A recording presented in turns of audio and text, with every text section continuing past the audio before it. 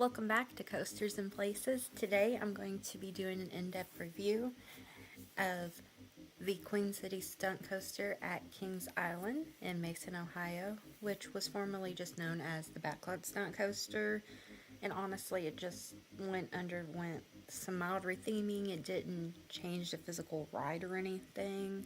So most of what I said could also apply to the backlot stunt coasters at Canada's Wonderland and King's Dominion, in case you're wanting to learn about those. So I'm also going to talk about the ride experience and just my personal review and opinion of the backlot stunt coaster. Well, now known as the Queen City Stunt Coaster, and I may accidentally say backlot during this because I've known it for backlot, and it's been backlot up until last year. So apologies if I do that, and also some of the footage is from when it was backlot stunt coaster that I have in here, so just kind of ignore that. But as I said, they just changed the theming up basically. Alright, so backlot stunt coaster, now known as Queen City Stunt Coaster, it's a family launched roller coaster. It does not go upside down. It launches twice. They have 3 clones, so you have the one at Kings Island that I will be talking about, but this could apply to the other 2, and then Canada's Wonderland, and then King's Dominion. It was originally called Italian Job Stunt Track when Paramount owned the park. And when it did get rethemed in 2025, Kings Island version, it was renamed Queen City Stunt Coaster because Cincinnati is known as the Queen City, and it was rethemed to feature historic landmarks from around Cincinnati. You'll notice the signage will have like Cincinnati-based signs on it, like I-75 and things like that. Again, it opened in 2005, and it came with several special effects, so it was known and more about the special effects than anything in the ride. Unfortunately, they have not done a good job of keeping up with those special effects. The fire used to work, and the helicopter used to work at Kings Island, and the police car, and things like that. Pretty much none of the special effects really work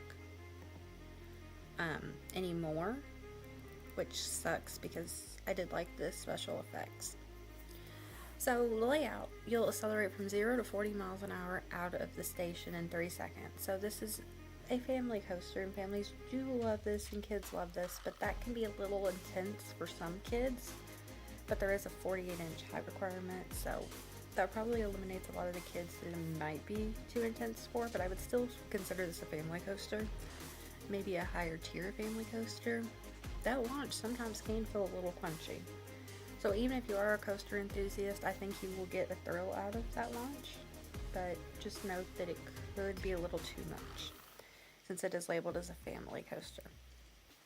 So you'll go into a 3-story upward helix, which is known as the parking garage shell. And then you drop from the top of the helix into a street lined with highway signs or some police cars that are supposed to have the sirens and the lights flashing. Unfortunately, you swerve between the police cars, you go to an overbank turn, which is almost 90 degrees, and then there's a dip, and then you go down a set of what are supposed to be subway stairs, and then the train stops in front of a tunnel, and then that is when the helicopter is supposed to shoot simulated gunfire, but it used to actually spray water. And then the gunfire will catch the barrels on top, like on fire, and that's where the fire effect, and you'll actually feel that. And then the train is launched into the tunnel. You kind of twist, you drop a little bit before coming out of the broken billboard, which says Queen City Stunt Coaster. You can see that when you're in the queue. Then you go down into an aqueduct area, kind of, and then you turn left into the ride station. It has 3 trains. Each have 3 cars. This line can move kind of slow just because each car doesn't hold a ton of people. One train is white, one train is blue, and then one train is red. And they're supposed to look kind of like Mini Coopers, supposed to resemble, which I like the trains. Um, but again, yeah, it's only 12 per train, so it's a lower capacity ride, and this does get pretty long lines because it is a family coaster, and kids love it, as long as it's not too intense, because some kids, again, it could be too intense for. So, my opinion of this ride is that, for one, if they got all the theming working, I think this ride would be better, for sure. Um, Special effects and theming, I don't know why they don't. I know Kings Island used to have the best, or the most that worked, and Kings Dominion notoriously had the worst, or the most that didn't work, but now you would think with a retheme that they would have taken care of that, but they unfortunately have not really addressed the special effects that need to be fixed. But without that, if we're talking about the actual ride experience, I love the first launch. The second launch to me isn't like quite as powerful, and doesn't feel as powerful into the tunnel. But that first launch is actually really punchy, especially then it goes up the upward helix. So the ride itself, again, is more based on the theming, and it's supposed to be more based on the special effects and stuff, and not too much the ride experience, and the track is actually under 2,000 feet long, so this is a very short ride. That being said, I do like to ride the Queen City Stunt Coaster.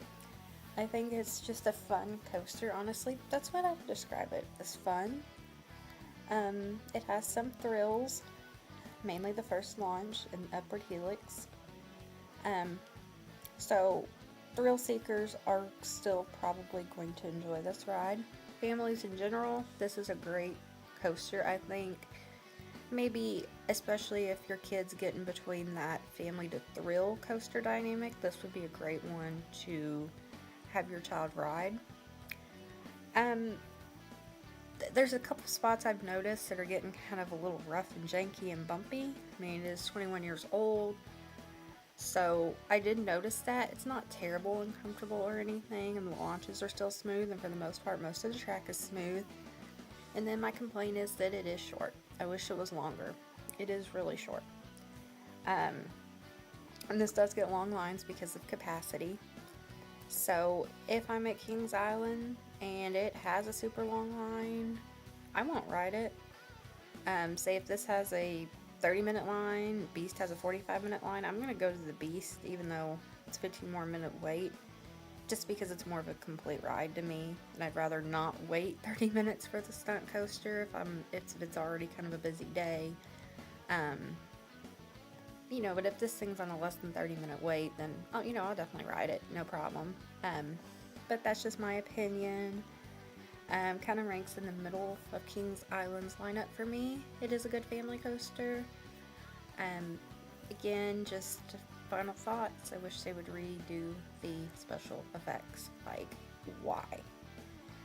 I don't know the cost associated with that, but I just feel like if they're planning on keeping, and this goes to all three of the coasters, all three of the stunt coasters around, if they're planning on keeping them, redo the effects.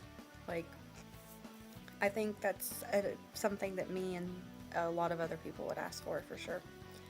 Alright, what's your thought on the Queen City Stunt Coaster? Do you like the retheme? Did you like the old theme? What do you think about the coaster in general? Have you not rode the coaster yet? Let me sound off in the comments down below. Let me know what you think. And thank you so much for watching this video. And I have a whole playlist of Kings Island videos where I've done some other ride reviews, and a whole bunch of coaster videos on my channel, and travel related videos, so make sure to check them out. See you in the next video.